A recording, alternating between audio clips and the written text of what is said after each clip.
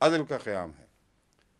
اور ideal democracy جس کو پالیٹی بھی کہتے ہیں، جو فرض کے تصورات کی انتہا پر موجود ہے، جس کو آج تک کہتے ہیں عمل میں نہیں آئی، وہ یہی ہے کہ ultimately should be for the people. اور فار دا پیپل میں کوئی فرق نہیں ہے، سنی، بریلوی، سندھی، پنجابی وغیرہ وغیرہ، یہ سارے فرق مٹتے ہیں تو عدل قائم ہوتا ہے، ورنہ ہو نہیں سکتا. اور مسلم، غیر مسلم، ہندو، غیر ہندو، یہ سارے فرق مٹ جاتے ہیں. تو ایسی تعریف کی ہے جو دنیا کے ہر ملک پر صادق آ سکتی ہے، کیونکہ سب تفریقیں مٹا دی ہیں.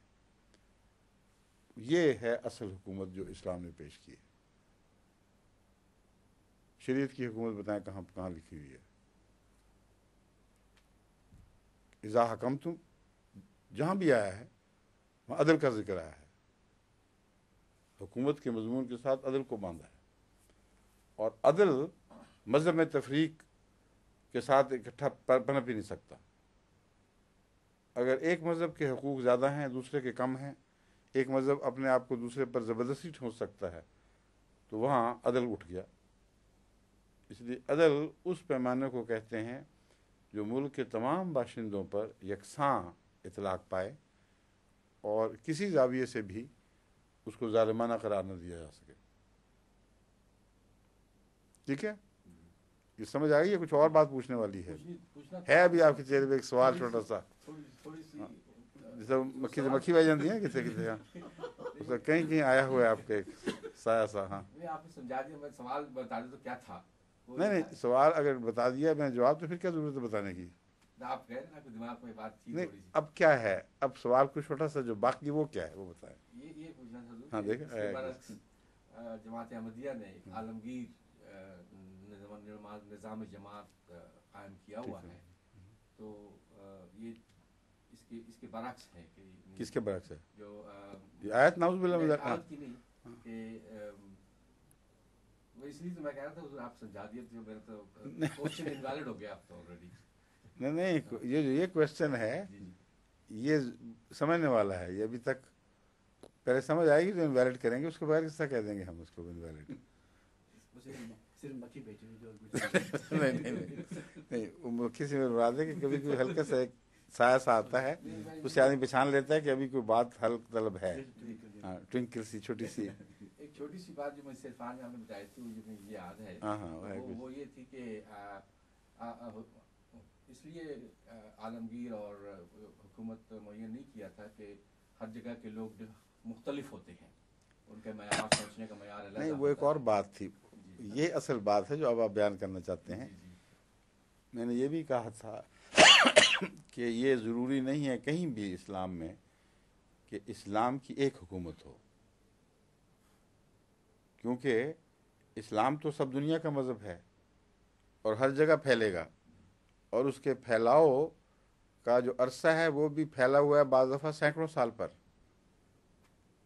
1400 سال سے اسلام نے جہاں جن ملکوں میں بیج کے طور پر جگہ بنا لی تھی، آج تک وہاں بھاری اکثریت غیر مسلموں کی ہے.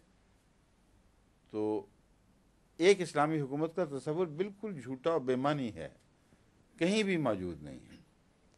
اس کے برعکس قرآن کریم سے یہ پتہ چلتا ہے کہ آپس میں مسلمان حکومتوں کے اختلاف بھی ہو سکتے ہیں، اور جب اختلافات ہوں تو ساری امت کو مشترکہ طور پر ان کے خلاف پہلے ان میں بیٹھ کر صلح کروانی چاہیے اور انصاف کے ساتھ کروانی چاہیے، اور اس کے بعد اگر کوئی فریق ضد پر قائم رہے تو سارے اپنی مجموعی طاقت کو اس کے خلاف استعمال کریں.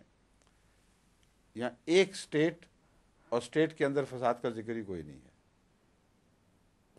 تمام اسلامی قوتوں کو اجتماعی حکم ہے، جس کا مطلب ہے کہ الگ الگ مسلم اسٹیٹس قائم ہیں، اور اس کے بغیر یہ ہو ہی نہیں سکتا ممکن. جہاں تجربہ کیا گیا کہ جغرافیائی فاصلوں کو نظر انداز کر کے ایک اسٹیٹ آرٹیفیشلی بنائی گئی، وہ ٹوٹ گئی. پاکستان اور بنگلہ دیش دیکھ لو.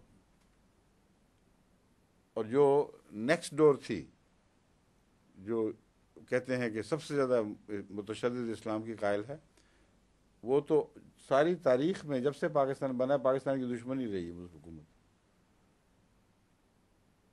اور یہ جو روس کے حملے کے بعد جو دوستی بنی تھی وہ عارضی ثابت ہوئی. اب نئے افتراق کے رستے پیدا ہو گئے ہیں. تو کیا عرب دنیا میں ایک حکومت مان جائیں گے وہ آج؟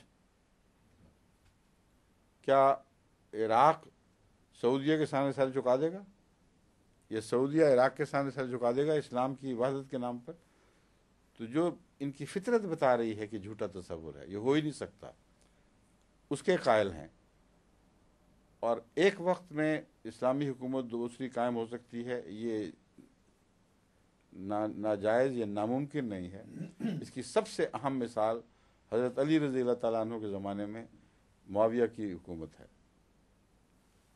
اگر یہ اسلام کے خلاف ہوتی کہ مسلمانوں پر لازم ہے کہ وہ سیاست میں بھی خلافت کے تابع رہیں، روحانی امور میں قرآن کی تعلیم میں تابع ہیں، کہ وہ سیاست میں بھی تابع رہیں، تو حضرت علی رضی اللہ تعالیٰ عنہ نے کیوں کمپرومائز کیا اس بات پر؟ آپ کو کس نے حق دیا تھا یہ کہ معاویہ کی حکومت کو قائم رہنے دیتے اور کوئی تعرض نہ کرتے؟ بس قطعی طور پر ثابت ہوا کہ بیک وقت خلافت ایک ہوتی ہے اور حکومتیں کئی ہو سکتی ہیں. ٹھیک ہے؟ بس یہ میں نے کہا تھا کہ اسلام میں تو مختلف حکومتیں مختلف وقتوں میں قائم رہی ہیں، رہیں گی ہمیشہ. اور یہ تصور کہ خلافت سیاست کو اکٹھی کرے گی اور روحانی نظام میں مرکزیت سیاسی نظام میں مرکزیت پیدا کرے گا، یہ جھوٹ ہے، بالکل غلط ہے.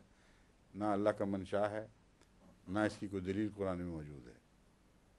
سمجھ گئے آپ؟ اور نہ ان کا مزاج تیار ہے اس بات کے لیے.